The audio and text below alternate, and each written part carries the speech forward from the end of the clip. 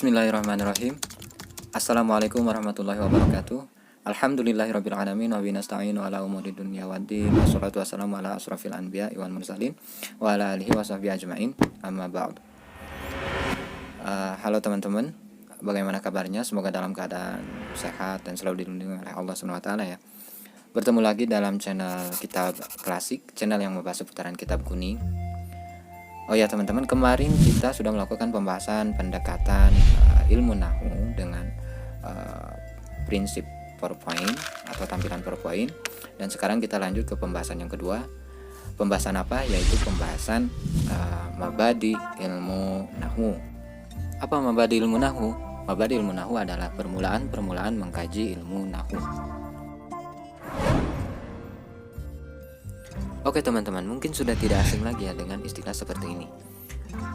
Ketika kita mengaji suatu fan atau kitab-kitab tertentu, fan apapun, maka di awal permulaan kita akan disuguhkan oleh pengarang atau pensyarah kitab tersebut istilah seperti ini: yang bagi likulli syari'in fi fannin minal fununi ay ya'rifa haddahu wa mawdu'ahu wa samratahu ila akhiril mabadi'il asyar. Dan untuk mempermudah, mari kita tampilkan versi berharokat seperti ini.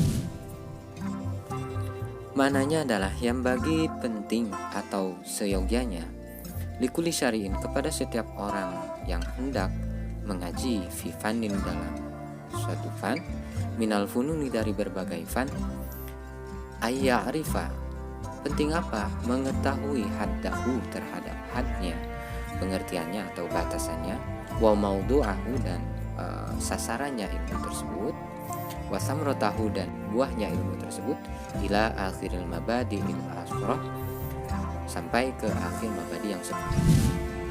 Versi penulisan di kitab lainnya seperti ini: yang bagi likulli syari'in fi fannin minal fununi ayyatasawwaru wa yu'arrifahu qabla syuru'i fihi liyakuna ala basiratin fihi wa yahsulut tasawwuru bi ma'rifatil mabadi'il asrah. Kita tarik pengertiannya. Yan bagi dari inbago, yan bagi inbigoan. Seyogyanya, yang hukumnya sunnah, karena ada keterangan wa madatul inbigo hakikatun fil mandub wa majazun fil wujub. Madahnya inbigo atau substansinya atau materialnya inbigo penting di sini dalam segi hakikat sunnah, namun dalam segi majaz wajib.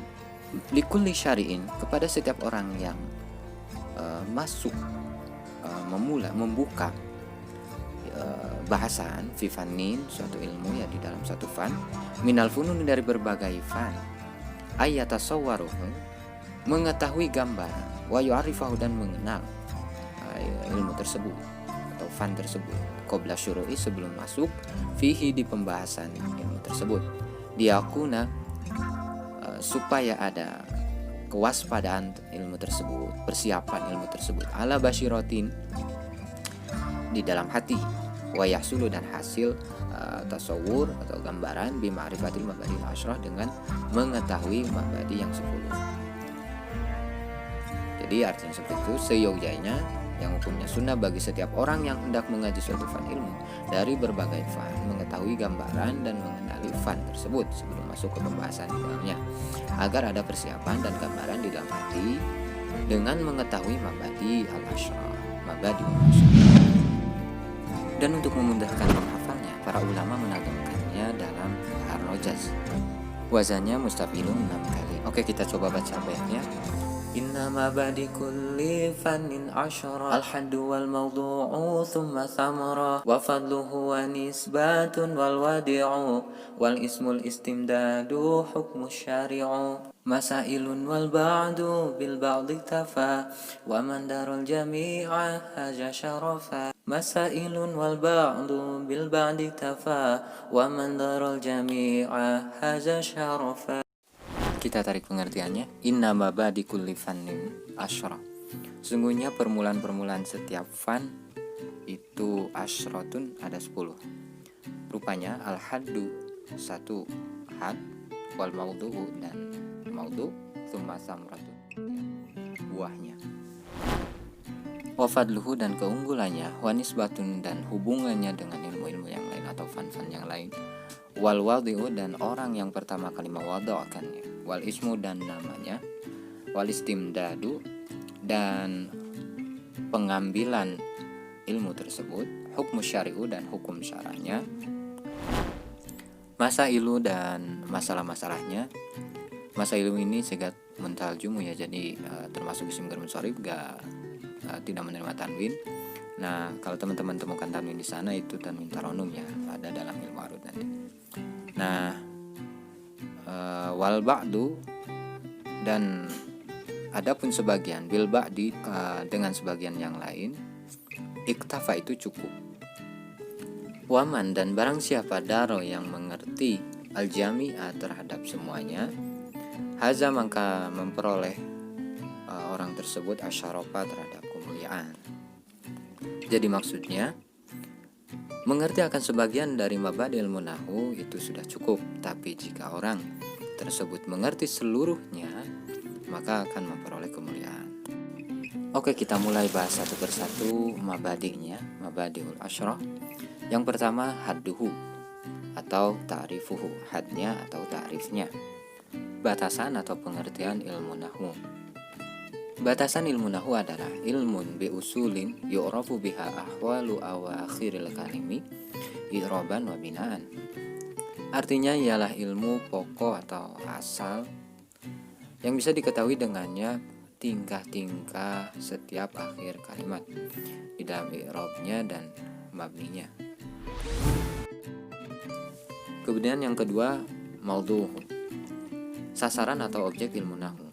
Sasaran atau objek ilmu nahwu adalah al-lughatul arabiyyah atau al-kalimatul arabiyyah min haitsul bahsi an ahwaliha, yaitu bahasa Arab atau kalimat-kalimat Arab dari segi pembahasan dari setiap tingkahnya kalimat tersebut.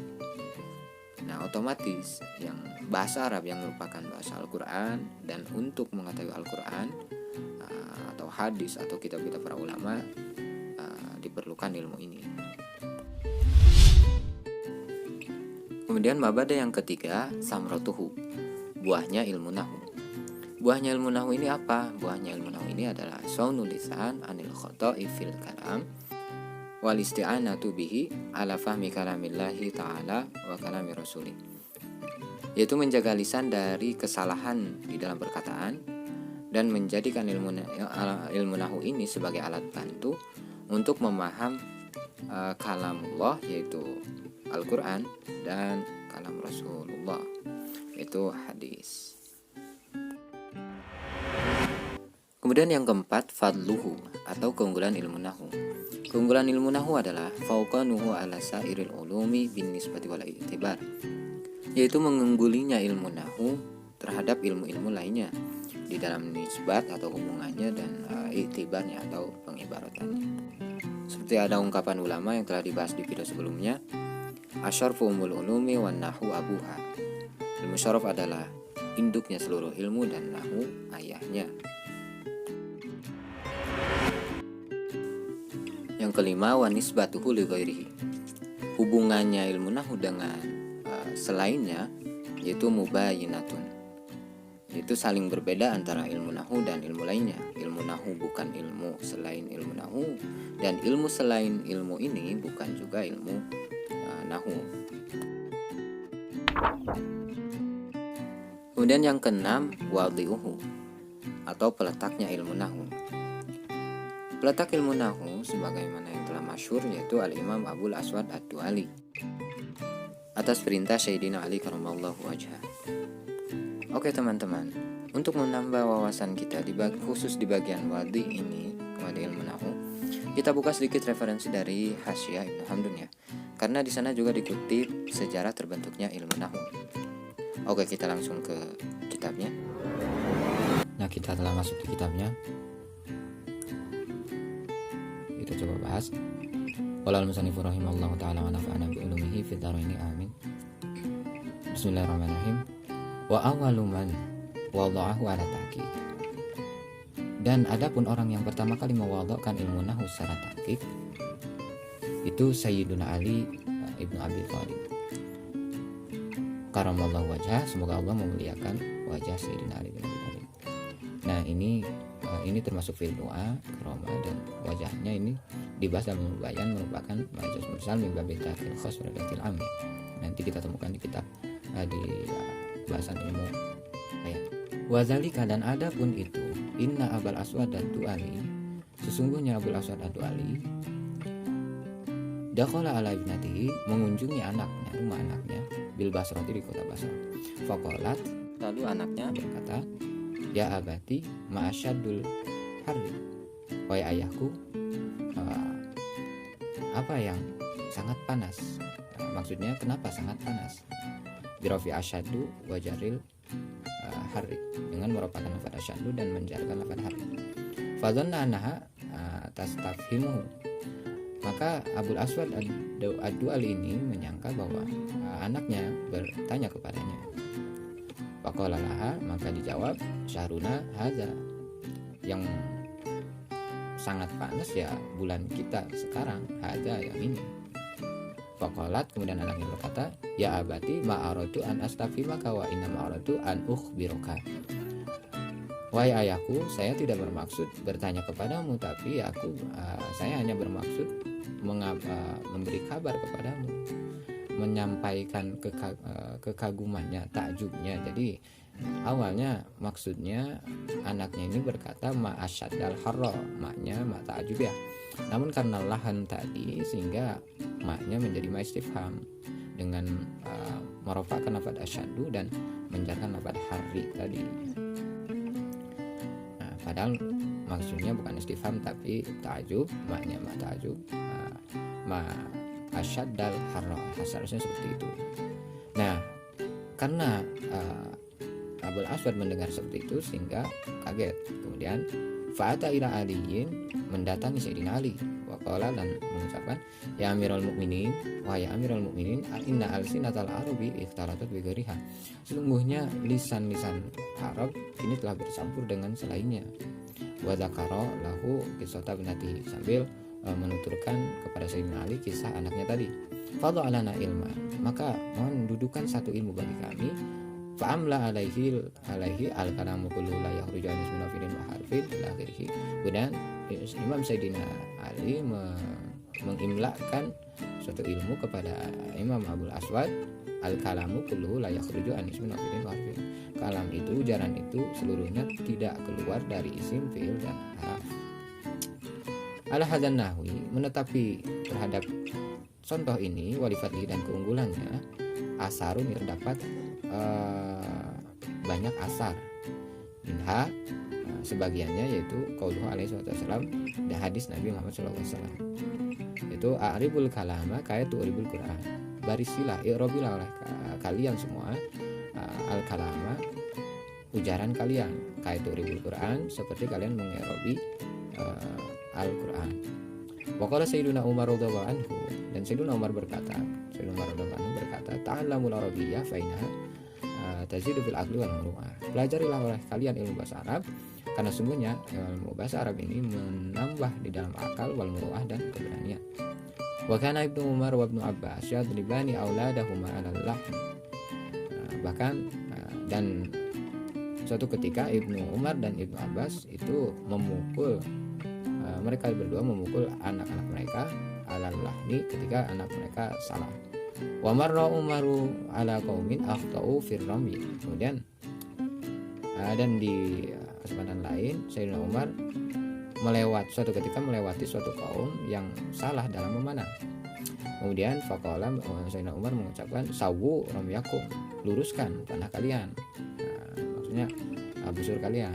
Kemudian faqalu nahnu muta'allimin, kaum tersebut menjawab, kami pelajar, namun ucapan mereka ya salah, lahan tadi harusnya yang muta'allimin di sini yang menjadi khobar di lafaz nahnu dibaca marfu, namun ini malah dibaca majrur, harusnya nahnu muta'allimun.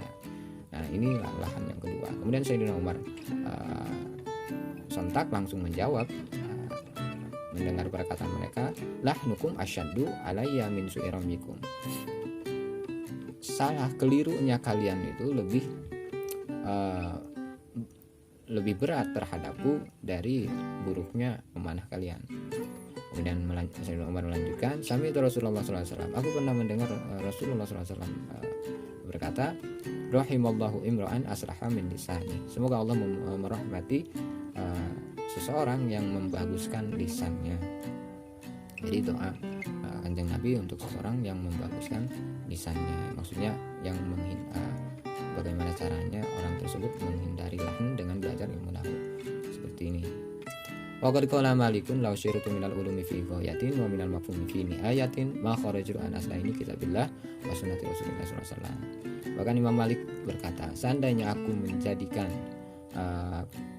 setiap ilmu fi ghayatin dalam tujuan dan suatu tujuan, wa minal mafhumi dan paham yang dipaham atau kepahaman fi nihayatin dalam akhir di akhirnya, ma kharaju maka aku tidak pernah keluar an aslaini dari dua asal.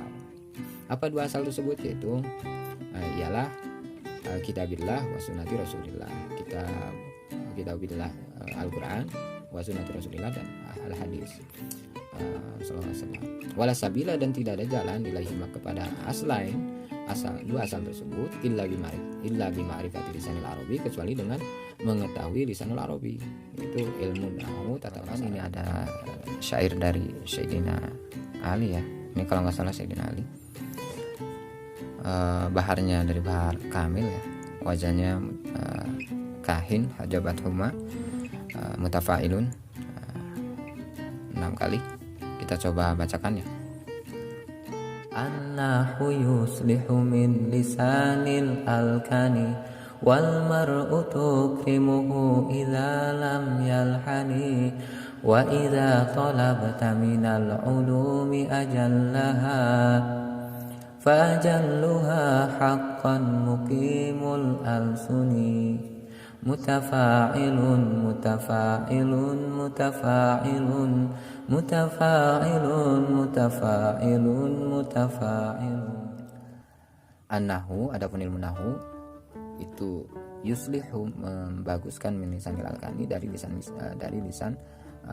yang gagap, wal mar'u dan seseorang, tukrimuhu kamu memuliakan seseorang tersebut, idza lam yalhani tatkala orang tersebut tidak keliru dalam berujar, wa idza talabta dan tatkala kamu mencari minal ulumi sebagian dari ilmu-ilmu ajallaha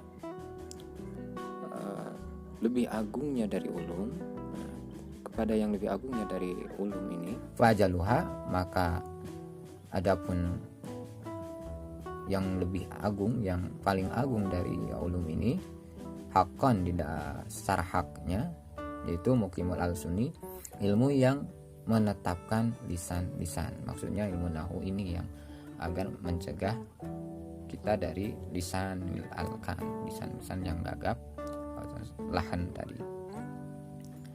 Dan wakila ada satu guban syair lagi, ini tidak ditulis penyairnya ya. Ini dari Bahar Rojaz Majzu ya. Wajannya mustafilun. Kita coba bacakan. An-nahwu zainun lil fata yukrimuhu haitsu ata man lam yakun ya'rifuhu fa haqquhu ayyaskuta. Seperti itu. Artinya an-nahwu, adapun ilmu nahwu itu zainun, itu menjadi perhiasan lil fata bagi seorang lelaki, bagi seseorang, yukrimuhu yang memuliakan ilmu nahwu ini kepada lelaki tersebut, haitsu ata dimanapun datang lelaki tersebut atau fata tersebut, di mana saja maksudnya. Man lam yakun, dan barang siapa yang tidak terbukti atau tidak ada ya'rifuhu mengetahui ilmu tersebut, fahaquhu maka haknya orang yang tidak paham ilmu nahwu tersebut di sini, malam yakun ya'rifuhu ajaskuta, yaitu diam. Ya memang ini agak-agak keras ya memang dengan ilmu nahwu sampai disyairkan seperti itu. Kemudian yang ketujuh adalah ismuhu, atau namanya ilmu tersebut, ilmu nahwu. Nama ilmu tersebut adalah ilmu nahwi wa ilmu arabiyah. ilmu contoh atau ilmu bahasa Arab.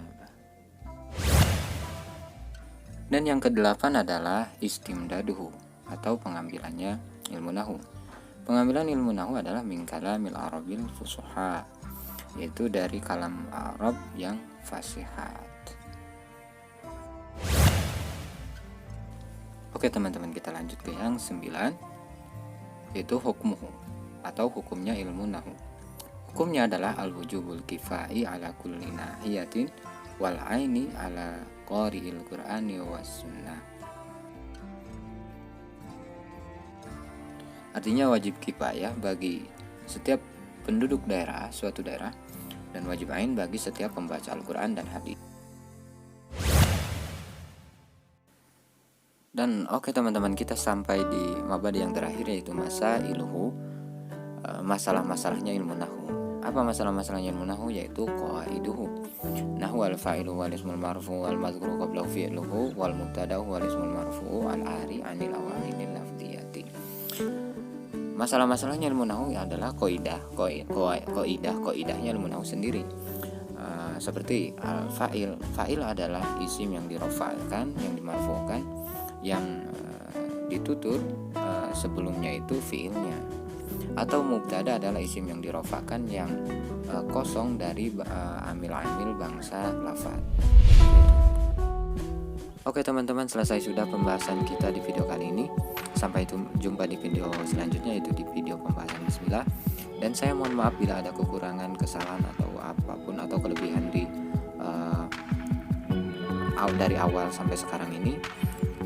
Dan seperti biasa teman-teman, jangan lupa klik tombol like, comment, dan subscribe di bawah, dan share juga video ini ke teman-teman. Dan semoga bermanfaat. Bila ini membantu, alhamdulillah. Akhirul kalam billahi taufiq wal hidayah. Wassalamualaikum warahmatullahi wabarakatuh.